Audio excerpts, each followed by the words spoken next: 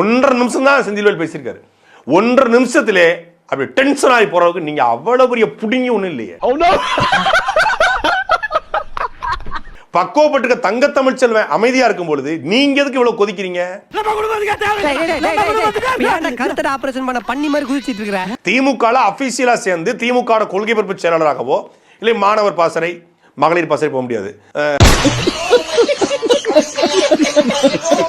நம்ம திரு இளையராஜா அவர் அம்பேத்கரும் அவருடைய கனவுகளை நினைவாக்கும் நரேந்திர மோடியும் அப்படின்னு ஒரு முன்னுரை எழுதுறாரு.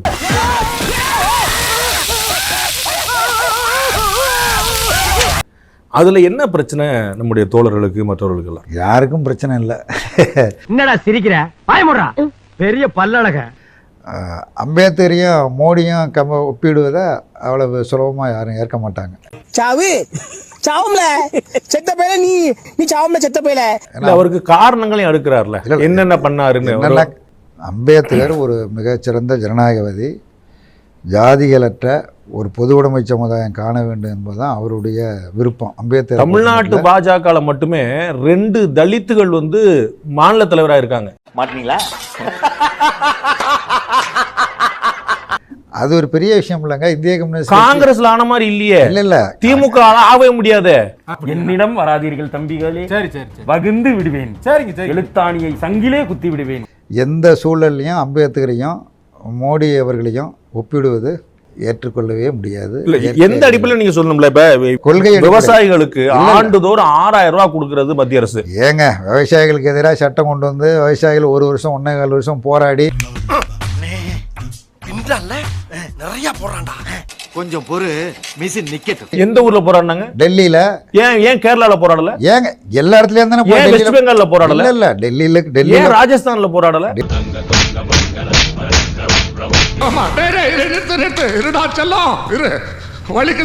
டெல்லியில் நடைபெற்ற போராட்டமே ஒவ்வொரு மாநிலத்தில இருந்தா அங்க போய் அந்த போராட்டத்துல யாருங்க உங்களுக்கு தெரியும்? உங்களுக்கு தெரியாது கிடையாது. பஞ்சாப் ஹரியானா மாநிலத்தை தவிர வேற எந்த ஒரு விவசாயிகளும் வரல.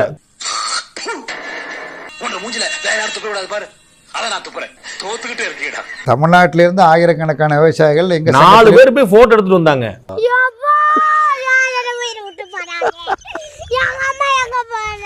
சிக்கிக்கிட்ட நீ சாமி, தப்பிக்க முடியாது ராஜா. வாசமா சிக்கிக்கிட்ட உன்னை வச்சு அடிப்பான்.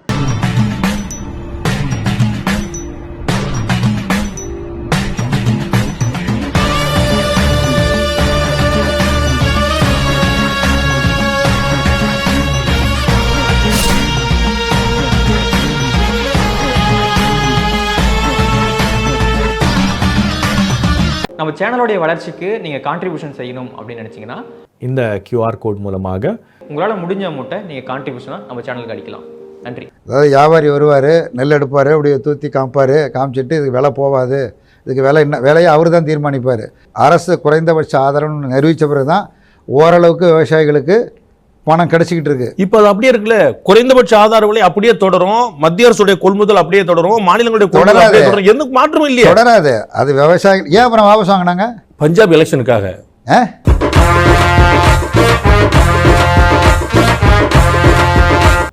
பஞ்சாப் தேர்தல் எலெக்ஷன் ஒரு முடிவு எடுப்பாங்களா? இல்ல அது அரசியல்வாதி தானே. அரசியல்வாதி தானே. காரணம் கேட்காத அரசியல், அவ்வளவுதான். அந்த சட்டம் தவறான சட்டம். இல்ல அது என்ன தவறுன்னு சொல்லுங்க. என்ன தவறுன்னு நான் சொல்றேன். வியாபாரிகள்கிட்ட விட்டா அவங்க விருப்பத்தை அவங்க கொள்முதல் பண்ணுவாங்க, ஆதார விலை கிடைக்காது. நம்பர் 1. 2வது நீங்க சொல்லுங்க, நம்ம உற்பத்தி செய்யற எல்லா நெல்லையும் அரசாங்கம் கொள்முதல் பண்ணுதா? பெருமளவு கொள்முதல் பண்ணுது. எல்லா நெல்லையும் அரசாங்கம் கொள்முதல் பண்ணுது. அரசாங்கம் இல்ல அப்புறம் ஏன்டா? ஏன் போடா போய் தொலைங்களேண்டா. உங்களுக்கு வந்தா ரத்தம், எனக்கு வந்தா தக்காளி சட்னியா? என்னது? வருஷம் ஒரு 5000 பேர் போராடுறதுக்கு எப்படி காசு வரும், எப்படி சாப்பாடு வரும், எப்படி அவங்க மத்த வசதி எப்படி வரும் சொல்லுங்க. அவங்க வீட்ல இருந்து கொண்டு வந்துச்சு, அங்கேயே சமைச்சு அங்கேயே சாப்பிட்டாங்க. பஞ்சாப்ல இருந்து ஹரியானால இருந்து 1.5 வருஷம். ஆமாமா. அது காக்கா கதை கேட்டு இருக்கேன், காதுல ஓலா ஓட்டி இருக்கேன் அப்படிங்கிற பாட்டு தான் இதுக்கு பொருத்தமான பாட்டு. இன்னும் இது பெரிய அவங்களுக்கு சார். அப்ப ஒரு விவசாயம் பார்க்காம 1.5 வருஷம் நமக்கு ஒரு இடத்துல உட்கார்ந்து நம்மளால இருக்க முடியுங்க. ஏதோ பேசுறதுக்காக நான் பேசிட்டு இருக்காத, நேரத்தை கடத்தாத, நல்ல விவரமா பேசு. மோடிக்கு பின்னாடி கார்பரேட் இருக்கிறது மாதிரி விவசாயிகள் பின்னாடி யாரும் கிடையாது. கார்பரேட்ல என்ன கொலை குத்தம் எனக்கு ஒன்றும் புரியல. உங்களுக்கு கார்பரேட்டுங்கிறது லாபத்தை மட்டுமே நோக்கமாக கொண்டவர்கள். இப்ப நாம உட்கார்ந்து இருக்கக்கூடிய இந்த இடத்துல 6 மாடி கட்டடம், 8 மாடி. இதுல 5 மாடி கீழ வந்து முழுக்க கார்ப்பரேட் நிறுவனங்களா, ஒவ்வொரு நிறுவனம் பார்த்துட்டு வர ஒவ்வொரு பெரும் நிறுவனங்களா இருக்கு. வாடகை கொடுத்துருக்குறோம். கார்ப்பரேட் நிறுவனம் நம்ம ஏழை விவசாயிகளுக்கு கொடுக்க வேண்டியது, வசூல் பண்ணி கட்டியிருக்கிறோம், வாடகை கொடுத்துருக்குறோம்.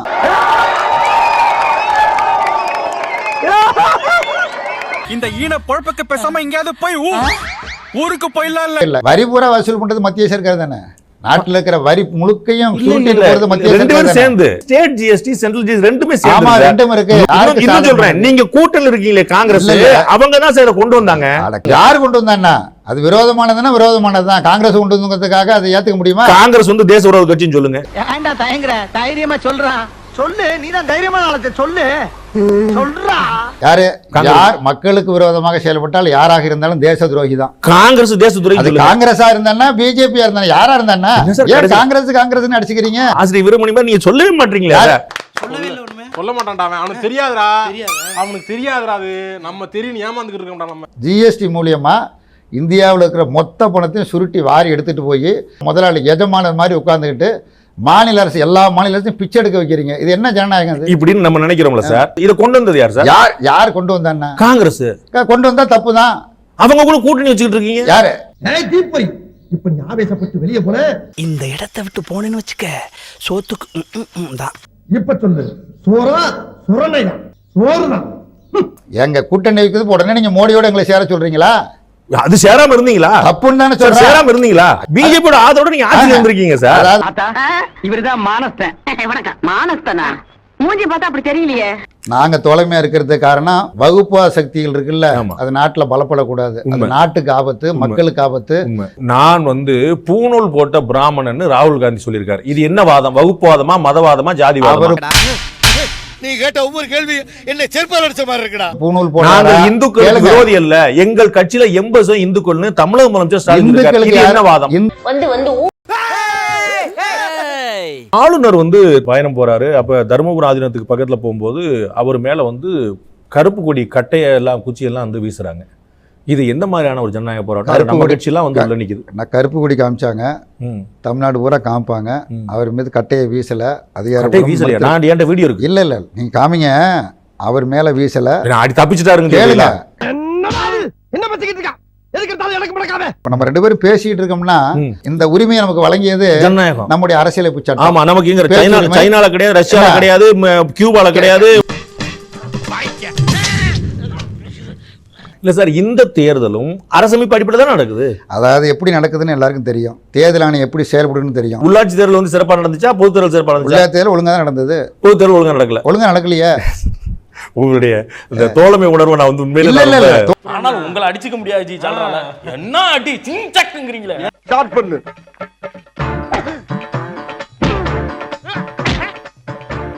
இங்கிட்டு வா. அப்படியே. படைக்கலடி. மண்டையில மட்டும் அடிச்சிடாத, குலக்கேசல் உள்ள போயிருவேன்.